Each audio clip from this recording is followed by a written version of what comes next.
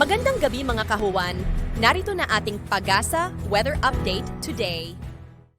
Update na muna tayo sa lagay na ating panahon ngayong araw ng Linggo, March 10, 2024.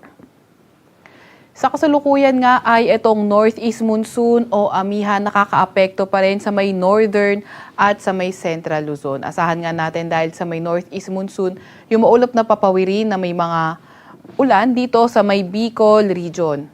At itong northeast monsoon din magdadala ng maulap na papawiri na may mga mahihinang pag-ulan sa may Cagayan Valley, Cordillera Administrative Region, Aurora at Quezon. Kaya ating mga kababayan na inuulan noong mga nakaraang araw pa, nag-iingat nga natin sa mga banta ng pagbaha at pagguho ng lupa, lalo na sa mga katamtaman hanggang sa malalakas na pag-ulan. Para naman sa lagay ng panahon sa Metro Manila at sa nalalabing bahagi ng Luzon, better weather inaasahan natin kung saan may mga tsansa lamang tayo ng mga mahihinang pag-ulan.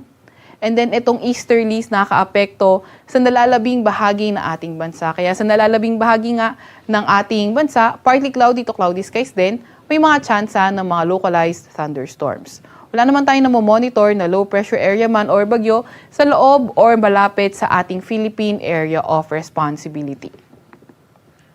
Para naman sa lagay ng panahon bukas, inaasahan nga natin na for tomorrow, posibleng humina yung epekto ng amihan at easterlies naman yung ating magiging dominant na weather system. Para naman sa lagay ng panahon bukas sa may Luzon area at dahil nga dito sa easterlies, asahan natin yung maulap na kalangitan na may mga kalat-kalat na pag-ulan, pagkidlat at pagkulog dito sa may Bicol region. And then, para naman sa nalalabing bahagi ng Luzon, kabilang na ang Metro Manila, although magandang panahon yung inaasahan natin, may mga tsansa pa rin tayo ng mga localized thunderstorms.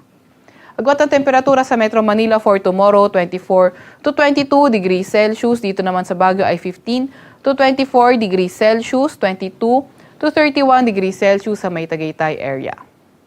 Sa may Lawag naman ay 22 to 32 degrees Celsius, 22 to 30 degrees Celsius sa may Tugigaraw at 24 to 30 degrees Celsius sa may Legazpi.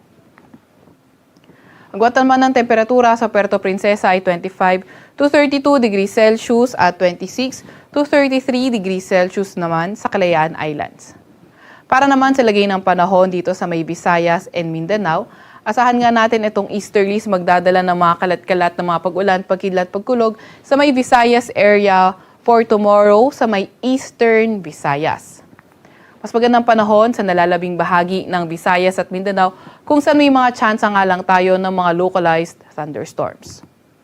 Kuwat ang temperatura bukas sa may Iloilo at Cebu, 26 to 32 degrees Celsius. Dito naman sa may Zamboanga ay 25 to 33 degrees Celsius, 24 to 31 degrees Celsius sa may Tacloban, 24 to 32 degrees Celsius sa may Cagayan de Oro at 24 to 34 degrees Celsius naman sa may Davao. Wala pa rin naman tayong nakataas na gale warning sa kahit na anong baybayin na ating bansa, pero pinag-iingat pa nga rin natin yung mga papalaot dito sa may Luzon area dahil posible yung katamtaman hanggang sa maalong karagatan. Sa Kalakhang, Maynila, ang araw ay lulubog ngayong 6:06 ng gabi at sisikat bukas ng 6:07 ng umaga.